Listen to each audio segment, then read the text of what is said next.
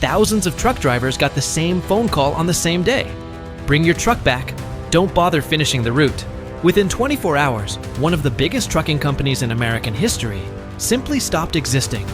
Nearly 30,000 people lost their jobs overnight. Terminals across the country went dark. Trucks sat parked mid-shipment, freight still loaded inside them. The company was Yellow Corporation, almost a century old. Once the third largest trucking carrier in the entire country, and 3 years earlier, the US government had handed this exact company $700 million in taxpayer money to keep it alive. So what happened to that money? Who actually benefited from it? And was this a genuine tragedy? A company doing everything it could to survive? Or something closer to a very expensive, very public scam?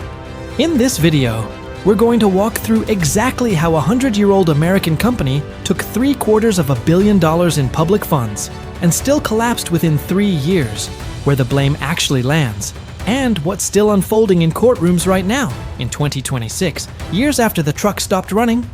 Start with the loan itself, because this is where the story gets genuinely strange. In 2020, in the middle of the COVID-19 pandemic, Yellow received $700 million through a federal loan program under the CARES Act. That program was originally built around a specific justification. Companies critical to national security needed emergency support to keep functioning through the pandemic. Yellow, a domestic freight trucking company, qualified for that loan by being classified as critical to national security. That classification raised eyebrows immediately. A congressional oversight report later examined the decision and found real problems with how it was justified and approved. Yellow had spent roughly $570,000 lobbying in the lead-up to receiving the loan. And crucially, the company was already in serious financial trouble well before the pandemic even began, carrying billions in long-term debt from years of struggling to compete with more efficient, non-union rivals. That's the detail worth sitting with. This wasn't a healthy company, temporarily knocked down by an unprecedented global crisis. This was a company with deep, pre-existing structural problems, using a pandemic relief program built for a different purpose, to secure the largest single loan the program handed out to any private company during the entire crisis. To put that scale in perspective, most of the other loans issued through this same emergency program went to companies with a far more obvious, direct connection to national defense or critical infrastructure. Businesses whose sudden failure could plausibly threaten military supply chains or essential services. Yellow, a commercial freight carrier, competing in an ordinary crowded marketplace against dozens of other trucking companies, was a genuinely unusual fit for that justification, which is exactly why the later congressional review flagged it as one of the more questionable approvals in the entire program's history. And it's worth asking the obvious question here directly. If Yellow's underlying financial problems were serious enough and old enough that a single one-time loan was never realistically going to fix them, what was that $700 million actually buying? Not a cure.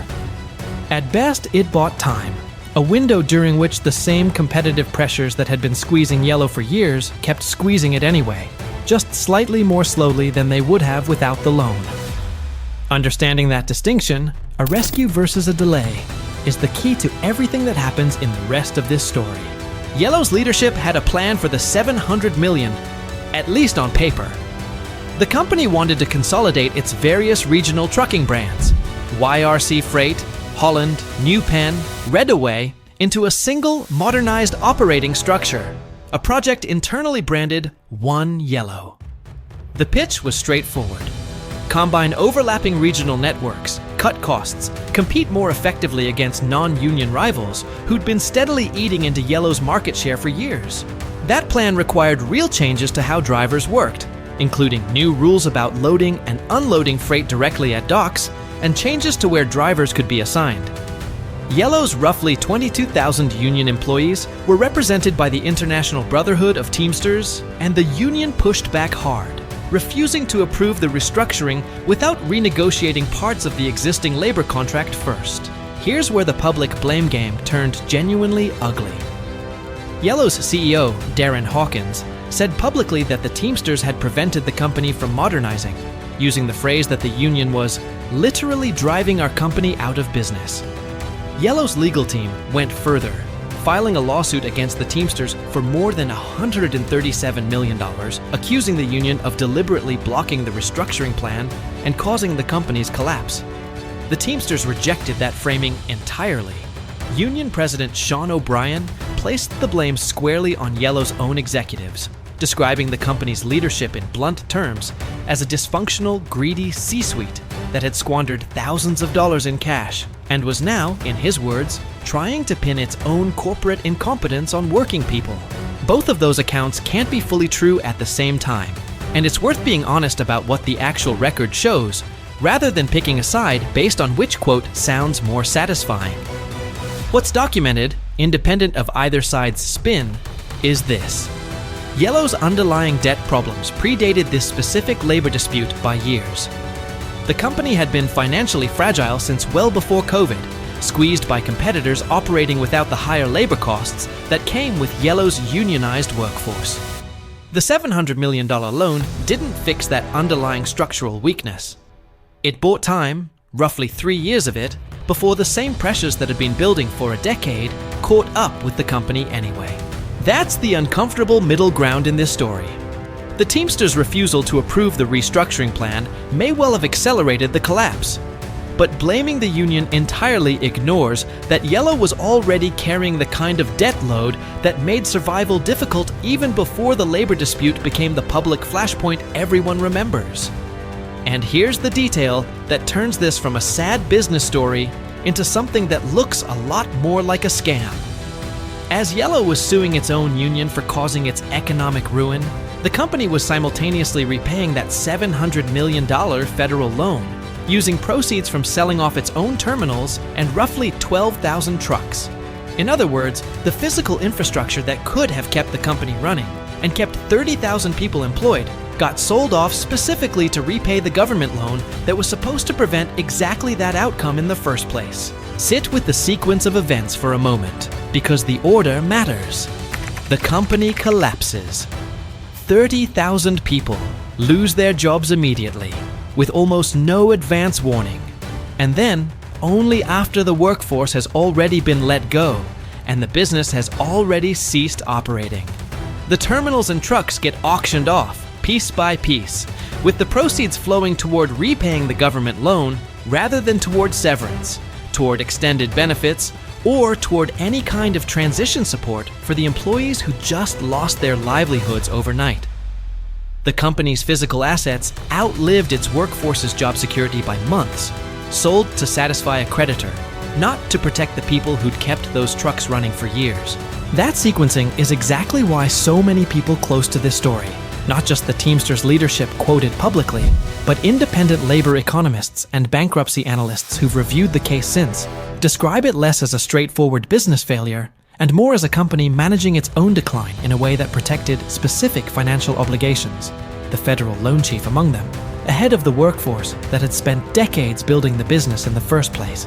Let's start with the number. Yellow's executives pointed to as proof this wasn't a total loss for the public. The loan got repaid. Every dollar of that $700 million, plus roughly $66 million in accumulated interest, eventually made its way back to the U.S. Treasury, funded through the sale of Yellow's terminals and trucks after the company shut down. On the surface, that sounds like the system working. The government lent money, the company failed, but the loan still got paid back in full. Case closed, the complete picture.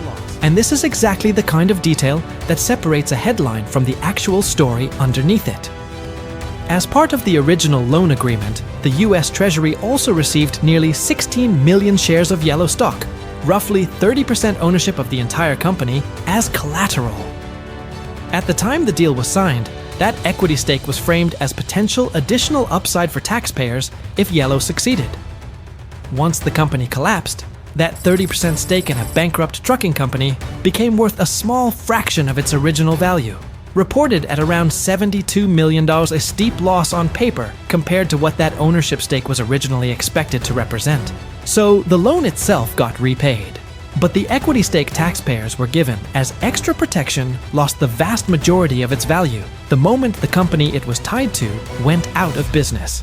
That's not the clean, no harm done outcome Yellow's public statements implied. Now look at what happened to the people who actually worked there, because this is where the human cost of this story becomes impossible to spin as a simple business failure. Nearly 30,000 employees lost their jobs the day Yellow shut down. Roughly 22,000 of them, union drivers and warehouse workers, covered by Teamsters contracts. Many of them are still fighting years later for money they say they're legally owed.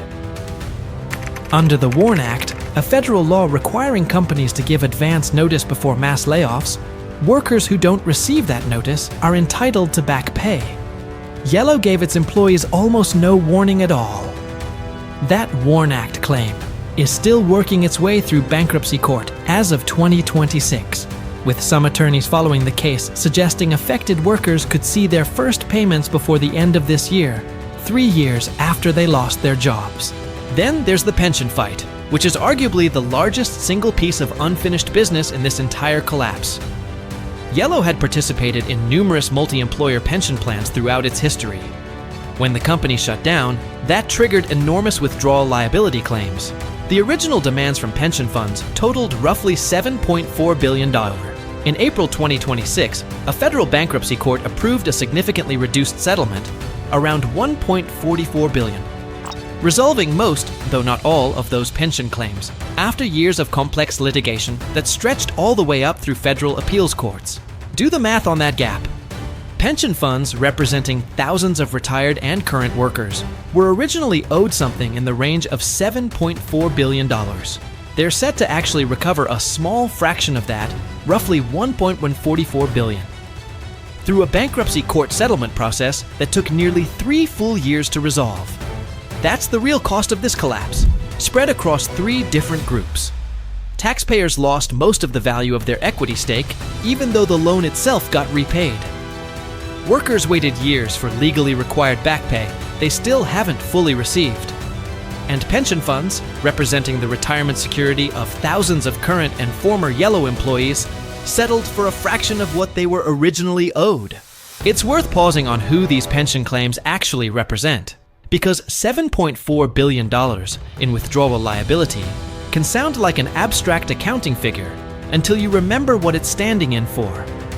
Multi-employer pension plans, like the ones Yellow participated in, exist specifically to pool retirement savings across an entire industry, protecting workers who spend careers moving between different unionized employers within the same trade. When a company the size of Yellow withdraws from those plans all at once, by simply ceasing to exist, it doesn't just create a legal dispute. It creates a genuine funding gap that has to be absorbed somewhere, either by the remaining companies still contributing to those same pension plans, by federal pension insurance programs already stretched thin across the broader economy, or, in the worst case, by reduced benefits for the retirees the plans were built to support in the first place. Seen that way, the roughly $6 billion difference between what pension funds were originally owed and what they're actually set to recover isn't just a line item in a bankruptcy filing. It's a cost that ultimately gets distributed across an entire industry's retirement security system, well beyond the roughly 30,000 people who worked directly for Yellow itself. So, was this a scam? It's worth resisting the urge to give you a simple yes or no, because the honest answer sits somewhere more specific than either extreme, and the evidence actually supports a fairly precise conclusion once you lay all of it out together. Nobody has been criminally charged with fraud in connection with the Yellow loan. No court has ruled that executives deliberately deceived the government to obtain funding they knew the company couldn't use productively. On paper, this was a legal transaction, approved through an official federal program, repaid in full according to its original terms. If your definition of scam requires proven criminal deception, this story doesn't clear that bar, and it would be inaccurate to claim otherwise. But widen the lens slightly, and a different picture comes into focus. A company that was already carrying serious structural debt problems before the pandemic even started secured the single largest loan issued under a program built to help businesses through a temporary crisis using a national security justification that a later congressional review found genuinely questionable. That money bought roughly 3 additional years of operation, not a genuine turnaround. When the underlying problems that predated the loan finally caught up with the company anyway, its own physical assets, the terminals and trucks that could have kept it running, got liquidated specifically to make sure the government got its money back, while the workers and pension funds who depended on the company's survival were left fighting in bankruptcy court for years afterward, recovering only a fraction of what they were actually owed. That's not necessarily fraud in the strict legal sense, but it's a genuinely uncomfortable pattern, one where public money designed to preserve jobs and keep a company viable ended up primarily protecting the government's own financial position, while the people the loan was supposedly meant to help, the 30,000 workers whose jobs it was framed as saving, absorbed nearly all of the actual cost of the company's eventual failure. Maybe the fairest way to describe Yellow Corporation's collapse is this: not a criminal scam in the way that word usually gets used, but a case study in how a struggling company can use a well-intentioned emergency program to delay an outcome it was likely always heading toward, buying time rather than survival, while the eventual bill for that delay lands almost entirely on workers and retirees, rather than the executives or the government that approved the loan in the first place. Nearly a century of history, 30,000 jobs, 700 million taxpayer dollars, and in the end, a bankruptcy court still working through the wreckage, years later in 2026, while the people who actually drove Yellow's trucks are still waiting to find out exactly what they're going to get back. There's a broader pattern worth naming here too, because Yellow isn't the only company in recent memory where an emergency government program, built with genuinely good intentions, ended up primarily protecting the government's own balance sheet, while the workers it was meant to help absorbed most of the actual downside. Whenever a rescue program prioritizes getting its own money back over ensuring the underlying business, and the people inside it actually survive intact, it creates exactly this kind of outcome: a technically successful loan repayment sitting right next to a genuinely devastating human and financial cost for everyone else connected to the company. Whether you call that a scam, or simply call it American capitalism working exactly the way it's structured to work, the honest answer is probably that it's both at the same time, and neither label fully captures what actually happened to the people left holding the consequences. What's certain is that the money got repaid, the headlines moved on within weeks, and the actual reckoning for the workers, the retirees, and the pension funds counting on this company is still being worked out in a Delaware courtroom more than 3 years after the truck stopped running.